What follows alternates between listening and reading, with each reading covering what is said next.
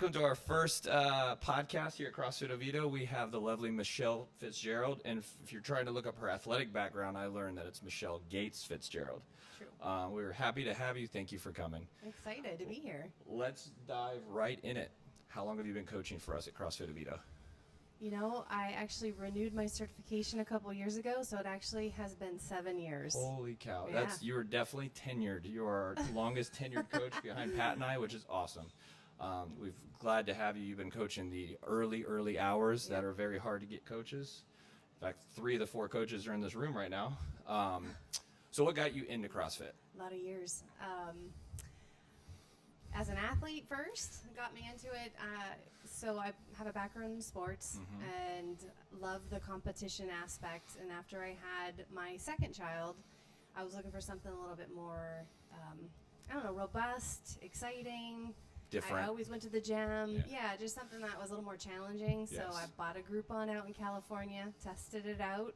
In the enjoy original mecca of CrossFit. You were in the Yep. homeland of CrossFit. That is awesome.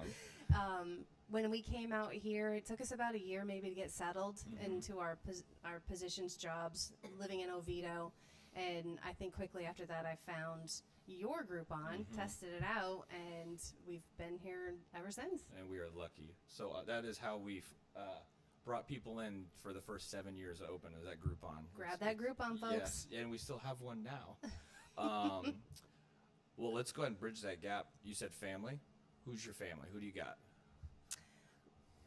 In Oviedo, I have my husband, my wonderful husband, Sean, who works for the city of Oviedo.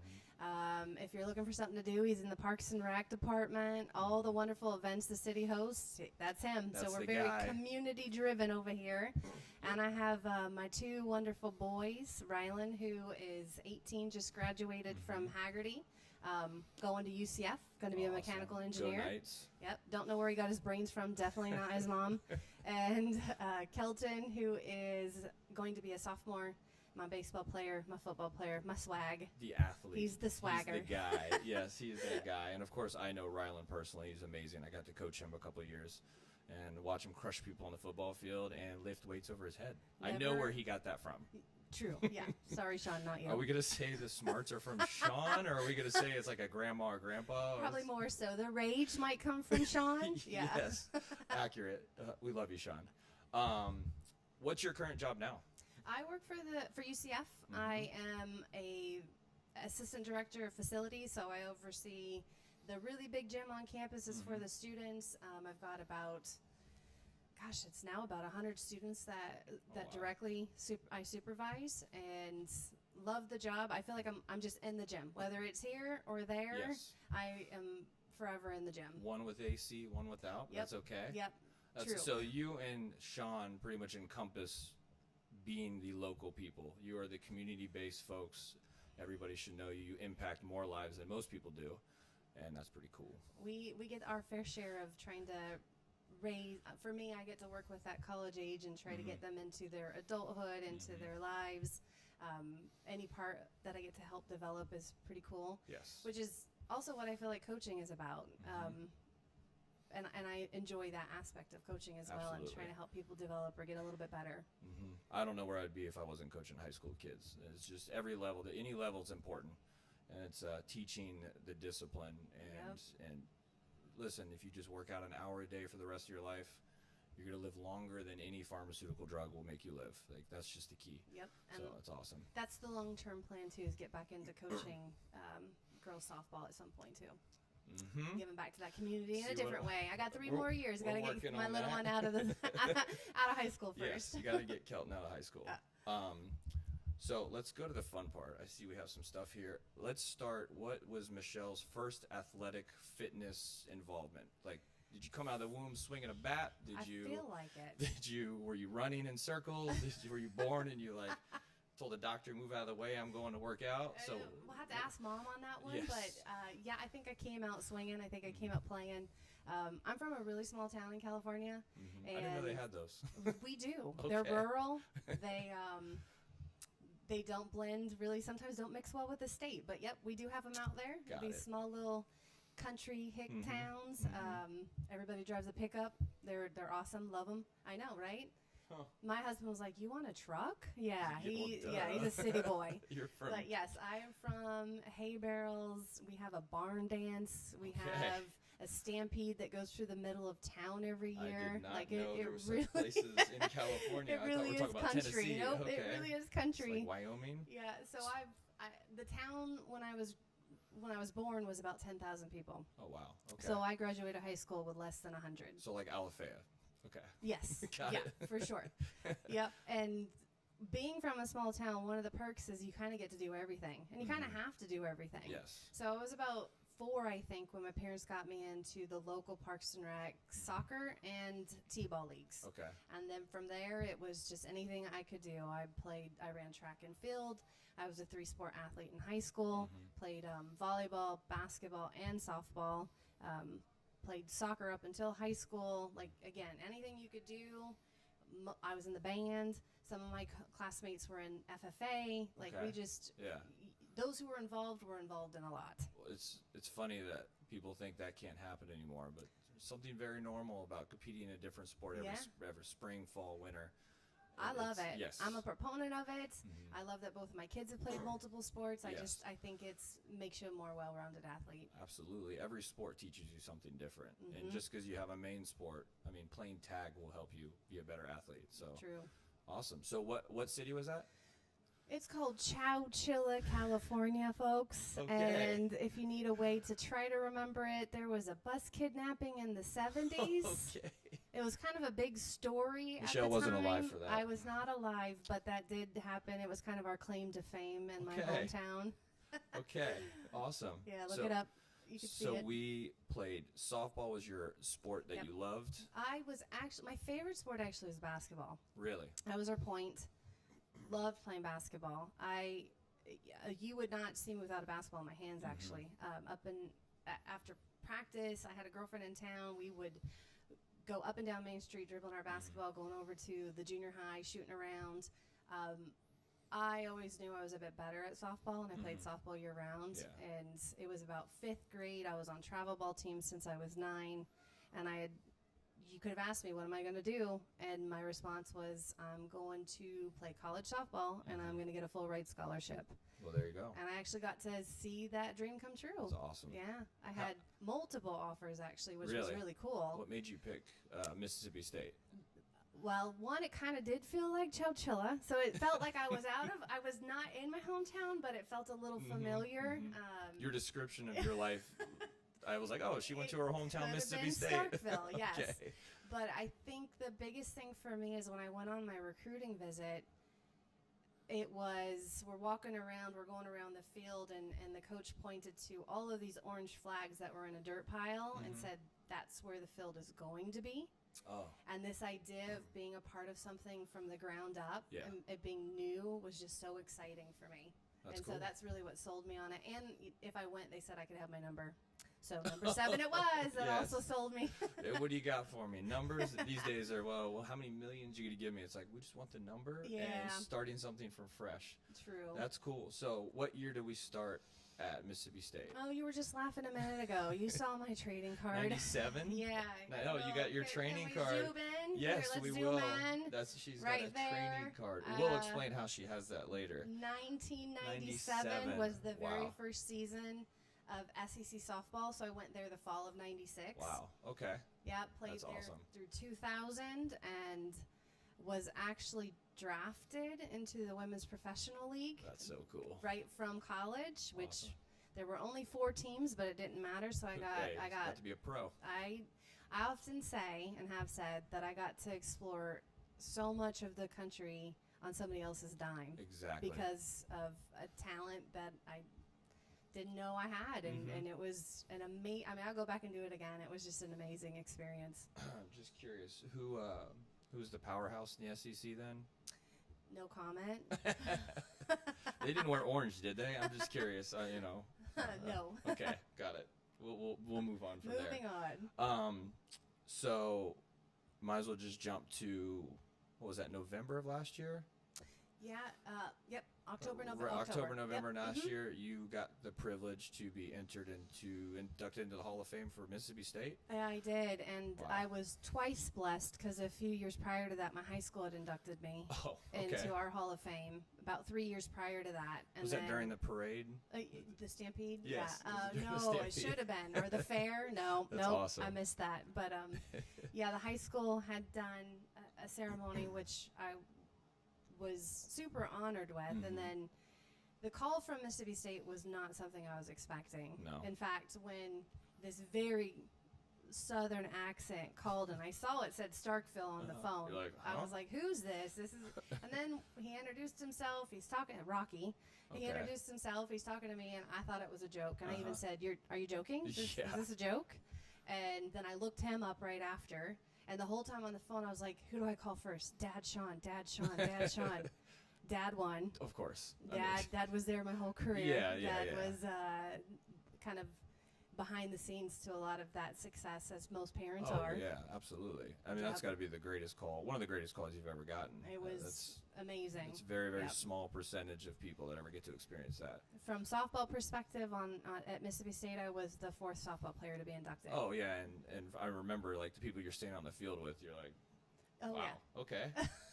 I'm kind of cool. This is legit. Yep. And it looked like you got to go to the locker rooms and walk around. They give you like a whole weekend. It was a whole weekend. I think it was really interesting for my children to see. They had murals inside the locker room, and I'm on those murals, and my name is on these walls for different things. And I think it started to hit, especially my little one, a bit more. Yeah. But my niece was out there with us, and we played around in the field. We got to throw around a bit. It was the different whole field? Experience.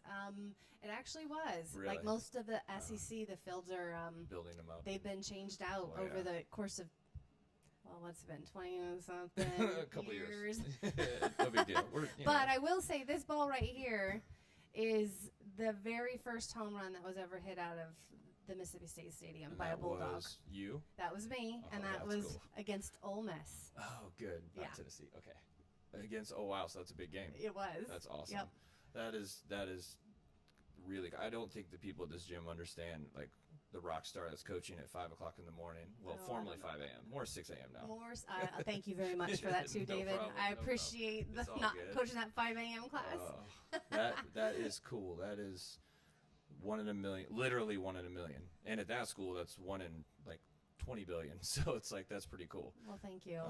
It's such it was, I just felt honored. I don't know what else to say. I just felt super honored. Well, before we get into my ending questions, anything else from college that was a big impact, was amazing? What was your favorite moment? Was it the home run? Was it your final game? Getting the call that you're going? I think the whole experience. I mean, it opened up doors for me. I got to try out for the national team every year I was in college. That's cool. A lot of that was because I was coached by, or I think some of that opportunity came because our coach was also a national player, an amazing pitcher back in the 80s and 90s. Wow. But because of that, I got to meet almost the entire first Olympic team. Yeah, that's cool. Got to play with all these girls that had, these medals, these rings. It was just surreal. something you didn't expect. Yeah. I mean, I had goals in my career, and I fell just shy of making an Olympic team, which was my ultimate goal. Yeah. But everything else, everything I could control, I was able to control and dedicate, decades of my life to this sport that I loved. And hopefully some more decades in the future coaching. That would be great, and awesome. give that opportunity to other people. That'd be cool. Yeah. Very cool. So let's jump back to our little gym. It seems so little in comparison to the stories you've heard tonight. But do you have a favorite coaching moment since being here? It could be funny. It could be awesome. It doesn't even necessarily have to be coaching because you are an athlete as well. You have competed. But is there a favorite moment since being at CrossFit Oviedo? I was trying to think about this because I did have this question ahead of time. And where I can't pin down a moment, and there's been, overall, I think this gym has given us, Sean and I, a sense of community. Like, it's amazing to think of how many people now are in our lives that weren't before and probably wouldn't have been. So I think from that perspective of, hanging out and knowing kids and meeting families and their children, and I mean, you guys were at my husband's 40th birthday party. Oh, yeah. That was one for the books, That by was the fun. way. I will be there for the 50th. Oh, which we're thinking of a 20-year wedding anniversary next year. Oh, wow. Vow Okay. renewal. So 20 years, holy cow. stick close and come join us. Yes. It'll be a big party. That's awesome.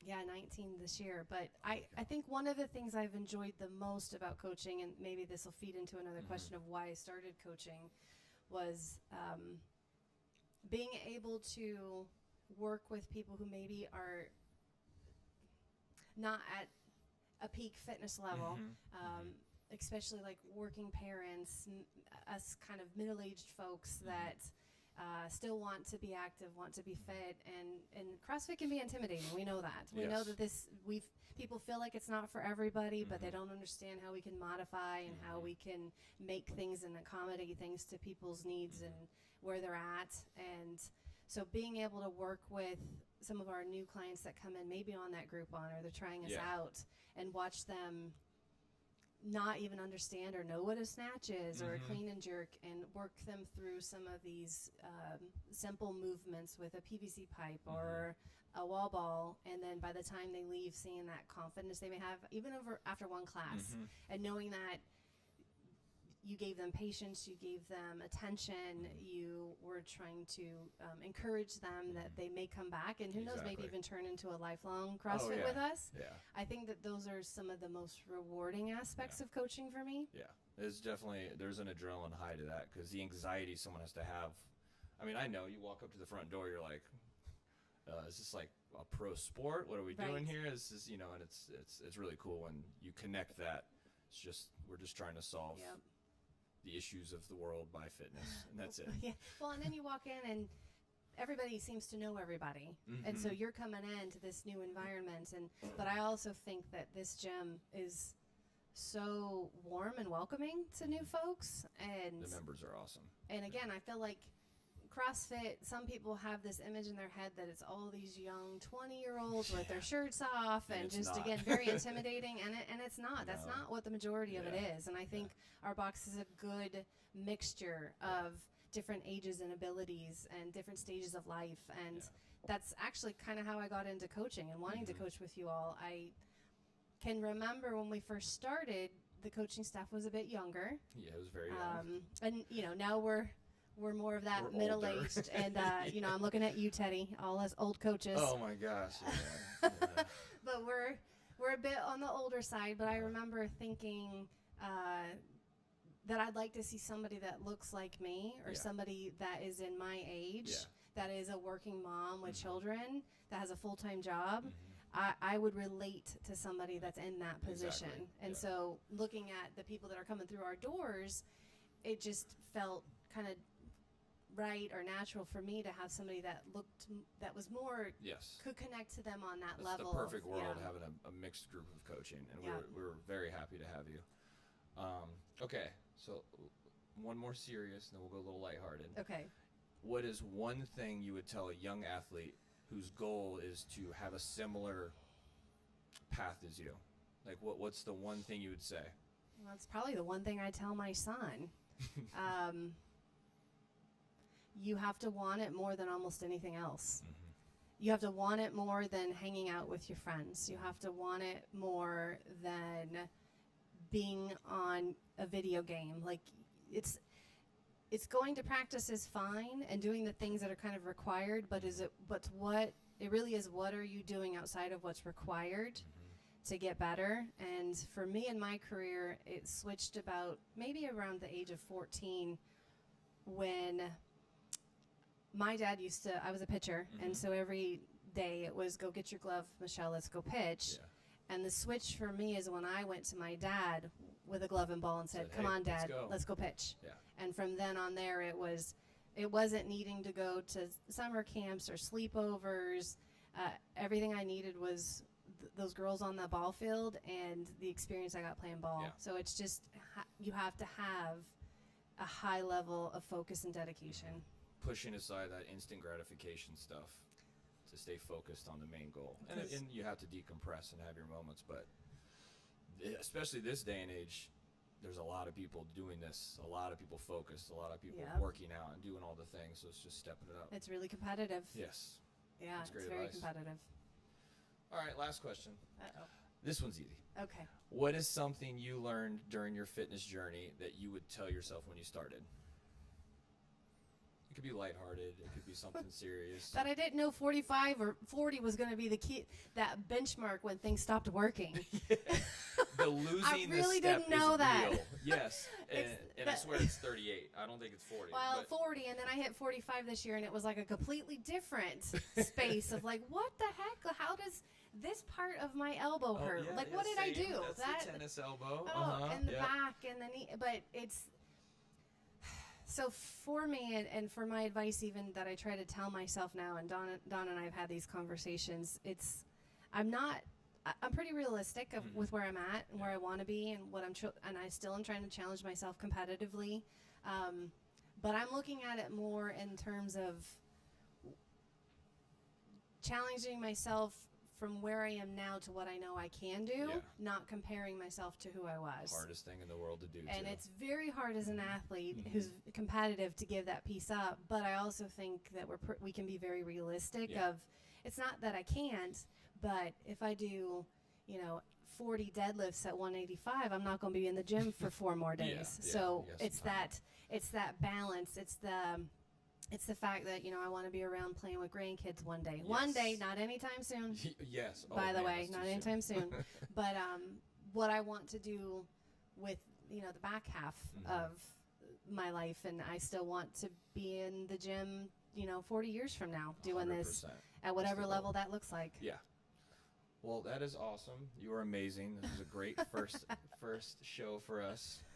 We're definitely going to have you on again, and Awesome. we appreciate you more than anything, being a part of the staff, being a friend, and we look forward to the future. Well, thank you for just everything, taking us in, for making us feel welcome and feeling like we have a home here. And maybe we'll get Sean on the next one. That could be fun. That would be fun. It would be different. It'd be fun. We'd have to have some beers on the table, Yes, I we think. would. Sure. But no, we've enjoyed 7+ years that we've been That's with amazing. you all. I did not know it was that long. Mm-hmm. Well, good. Well, thank you. Yeah, thanks. I think that's a wrap.